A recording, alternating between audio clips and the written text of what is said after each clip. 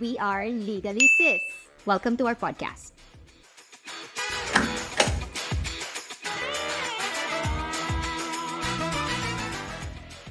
The information provided in the show is for general informational purposes only and should not be construed as legal advice on any subject matter.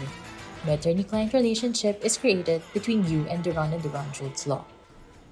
Hi, we are Legally Sis. I'm Attorney March. I'm Attorney Sarah. Welcome to our podcast. In the previous episode, we have discussed about PAYAM, or popularly known as businesses involved in recruitment. In this episode, we will be discussing another type of special license that you get with the Department of Labor and Employment. This is called Department Order 174 or DO 174. But before we discuss the intricacies of the DO 174, let's have a lay of the land. Why do you think, Attorney Sarah, people engage in labor contracting? There's a multiple reasons. One is a headache. You don't want to deal with your employees or staff. So you look someone who can do the job. Second is that time. So if the specific work is only good for 3 months, can be done for 3 months, instead of hiring a permanent employee, you can just look for someone who can do it. So you have go to contracting or subcontracting. And we have also logistic.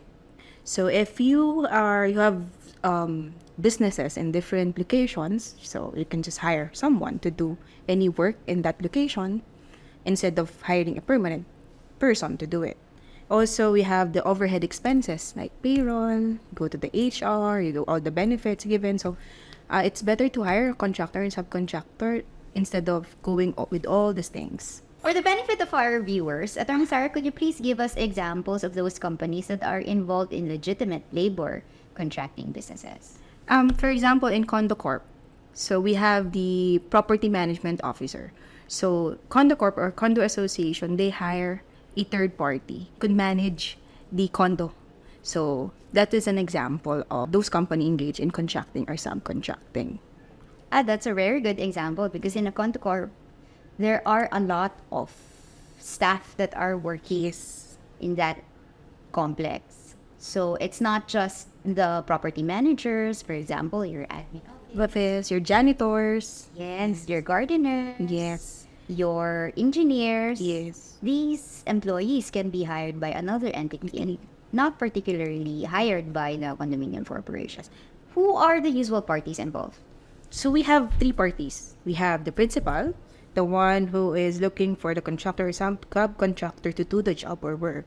We also have the contractor and subcontractor who undertake to perform the job. And we also have the workers.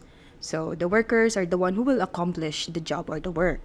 So Just like in a property management setup or in a condominium setup, you have the property management Yes. company like Ayala, APMC, SKF, Quadiers, and then you have the condominium the corporation. conditioning operation. And of course, the important persons involved, The workers. the workers. Okay. You mentioned that the company or the principal will be relieved of logistic issues and headaches. So why would another company engage in a DO 174 business if they're taking on all these headaches and logistic issues? They see business opportunities. So they can get at least a minimum of 10% administrative fee. So after all the computing all the benefits given to the staff and all the salaries, so they can get 10%. Also, if you have more staff, means you have more profit. More volume, More volume. more 10%. Yes. Can connect. Yes. Okay. So, if you are convinced to be in this type of business, what do you need?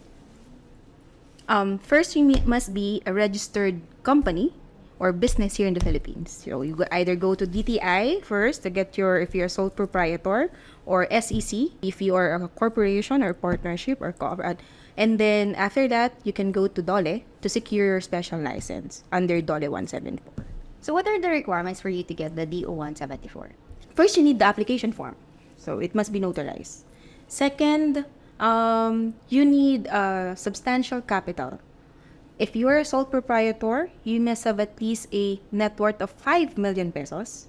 And if you are a corporation, a partnership, or a cooperative, you must have at least 5 million paid up capital.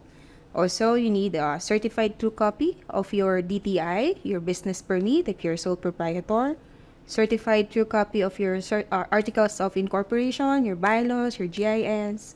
Also, you need a certificate of no pending case coming from DOLE and NLRC. You mentioned about the requirement with the National Labor Relations Commission or NLRC on certificate of no pending case. What is this? For a certificate of no pending case in DOLE, it's basically DOLE will check into your records if you have violated any DOLE rules and regulations. For example, in your office, they will check your office. And then during the inspection, they found out that you're not compliant with the safety regulations, or you don't have the specific officers designated. So those kind of things. There's another one. If it's a certificate coming from NLRC, the NLRC will check if there's any pending cases that is filed against your company, any illegal dismissal case, or unpaid salary case. So what if you're newly open? Your certificate has been freshly minted from the DTI or the SEC. Do you still need to comply? Yes, you can still get those certificates from DOLE and NLRC. But the good news is that since you are newly open, you have less exposure. So possibility is that you don't have any pending case, you don't have any pending issues with DOLE. So it's easier for you to get those kind of certificate.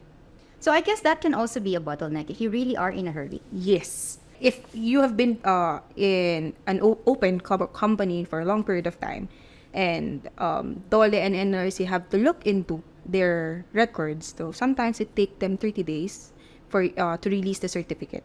If you are newly open, it's much easier to get a certificate, since as to backtracking the records, they don't have any records to backtrack. Yeah, you're right. However, I think I remember a client. It has a similar name with another entity. Yes.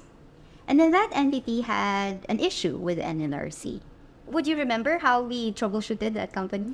Well, we filed our answer to their letter. So in that answer, we said that they may have somehow a similar name. They're still different entity. Unless they are challenged in court, by general rule, they are distinct to each other. They have their own corporate entity. There are corporate powers. So they should not be treated as one. Correct. Because they have different addresses, they have different Yes. owners. So, and also the business purpose. So it's unfair for the other company to get Yes. affected. But presumption is that they are totally different. So do you need to be a Filipino citizen to be able to apply for a DO 174? Actually, no. There is no requirement. Under the list of requirements, citizenship is not required. What is important in DOLE 174 is that you have substantial capital. Which is the 5 million pesos. Yes, the 5 million pesos. However, for those foreigners that would want to engage in this business, we have to tie in the Foreign Investment Act, which is a separate requirement or additional requirement if you are a foreigner wanting to do business in the Philippines. There is a minimum requirement of 200,000 USD. If your company that would want to engage in DO 174 will be fully owned by foreigners. There is an exception though for a lesser capital requirement if you fall under those number of employees reaching 15, etc. How long does it take to get the DO 174? As long as you all have the requirements and you don't have pending issues with DOLE or NLRC, you can get it within 2 months. Maximum of 3 months, but it could take you 6 months if you have issues to be settled. So if you cannot get a certificate of no pending case with the DOLE or NLRC, you have to settle those first, the issues, before you can proceed with your license. Are there any filing fees? Yes. The file registration fee is 100,000. So it's medyo mabigat. Once you get this license, how long does it last? 2 years. So it's valid for 2 years, and then after 2 years, before expiration, you have to renew. And the requirements, I assume, would be the same? Yes, the same, but you have to renew it at least 30 days prior to the expiration. Do you have to file for reports once you are registered as a DO 174 company? Yes, there is a semi-annual reports that have to be filed. Is registration mandatory? Can anyone engage in contracting? Yes, attorney. Registration is mandatory because if you are not registered, that is an indication that the company or the contractor or subcontractor is engaged to labor only contracting. So that's different from legitimate job contracting. So it's the lookout of the principal. Yes. Remember, we have three parties, right? It's a lookout of the principal to ensure that the company that it is partnering with has the O174 license. What happens if the principal hired a labor contracting company without the O174? In DO 174, the workers are directly related to the contractor subcontractor. The employer-employee relationship pertains between the worker and the contractor. While the principal, just a third party. So, if the contractor or subcontractor is engaged in labor-only contracting, then the employer of the worker is no longer the contractor, but it is the principal.